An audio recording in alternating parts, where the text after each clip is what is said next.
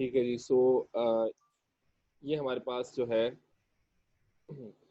Register source बताता है कि पहला जो है वो हमारे पास सोर्स कहाँ से है और पहला रजिस्टर कहाँ से आ रहा है, और फिर हमारे पास रजिस्टर टारगेट जो कि रजिस्टर सोर्स 2 के बारे में बता रहा है। फिर हमारे पास रजिस्टर डेस्टिनेशन है जो कि बता रहा है कि ऑपरेशन जब परफॉर्म होगा किस किस पर, आर एस और आर टी यानी कि रजिस्टर सोर्स 1 और रजिस्टर सोर्स टू के बीच में जो ऑपरेशन परफॉर्म होगा तो रिजल्ट हमारे पास किस जगह जाएगा। So that is R D. Shift amount 5 bit की फील्ड है, हम इसकी डिटेल बाद में देखेंगे। सिमिलरली हम फंक्शन फील्ड जो कि 6 बिट की है इसको भी हम डिटेल्स में बाद में देखेंगे। So let's move on. और हम दूसरा फॉर्मेट, अब पहले फॉर्मेट के मुताबिक इंस्ट्रक्शन कैसे लिखी जाती है आपके सामने है कि add T0 S1 S2। So what does that mean कि पहली चीज जो है वो हमें याद है कि ऑप कोड है, दूसरा हमारे पास डेस्टिनेशन, तीसरा हमारे पास सोर्स 1 और चौथा हमारे पास सोर्स 2। सो बेसिकली होगा क्या, S1 प्लस S2 किस में जाएंगे हमारे पास, T0 में। इसको मशीन कोड में बड़े आसानी से हम ट्रांसलेट कर सकते हैं। सो आए देखते हैं किस तरीके से। हमें याद है कि S0 और S7 जो हैं वो बेसिकली हमारे पास रजिस्टर कौन से हैं, 16 से 23। हमें याद है कि टोटल 32 रजिस्टर्स हैं हमारे पास मिप्स में, और हर रजिस्टर का एक नंबर है। और उस ऑन टॉप ऑफ दैट हमने हर कुछ रजिस्टर को ग्रुप्स में डिवाइड कर दिया और हर ग्रुप का नाम रख दिया। फॉर एग्जांपल एस ग्रुप है हमारे पास, टी ग्रुप है, ठीक है जी। और एक रजिस्टर हमारे पास कौन सा, जैसे टी ग्रुप है ये 8 से 15 तक है। रजिस्टर T89 हमारे पास 24 से 25। और अब हम इन चीज़ों को देखते हुए एक फॉर्मेट बनाते हैं। सो लेट्स से अगर हम ऐड का ऑप कोड रखना चाहें तो दैट इज 000, ठीक है जी। और आर इसका हमें पता है कि हमारा रजिस्टर सोर्स 1 क्या है, S1। So S1 falls into the S group, और एस ग्रुप में हमारे पास इसका नंबर क्या बनता है, 17। So this is the binary of the 17, we can calculate easily. फिर हमारे पास second thing is R T register source 2, that comes from S2। और S2 भी बेसिकली एस ग्रुप से ही है, और एस ग्रुप में इसका नंबर कौन सा बनता है आप अंदाजा लगा सकते हैं कि दैट इज 18। सो 18 की बाइनरी हमने यहाँ पे लिखी है। And third and the last one is the T0, that is the result register.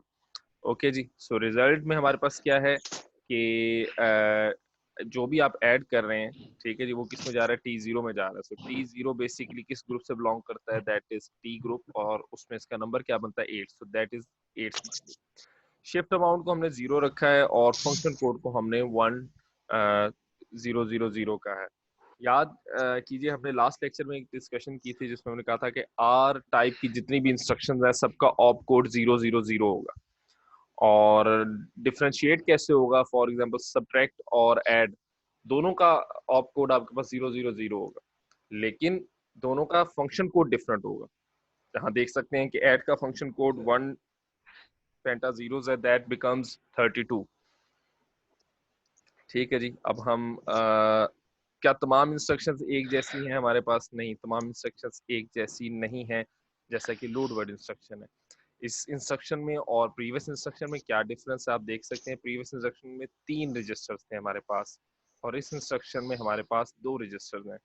we can go back and we see that there are 3 registers, T0 S1 S2, and here we have only 2 registers, T0 S3, and the last one is the constant which we can say is the immediate। और हमारे पास हमें यह पता है कि assembly में constant को immediate कहा जाता है, तो इमीडिएट। सो इस इंस्ट्रक्शन में हमारे पास 2 रजिस्टर्स और एक इमीडिएट है।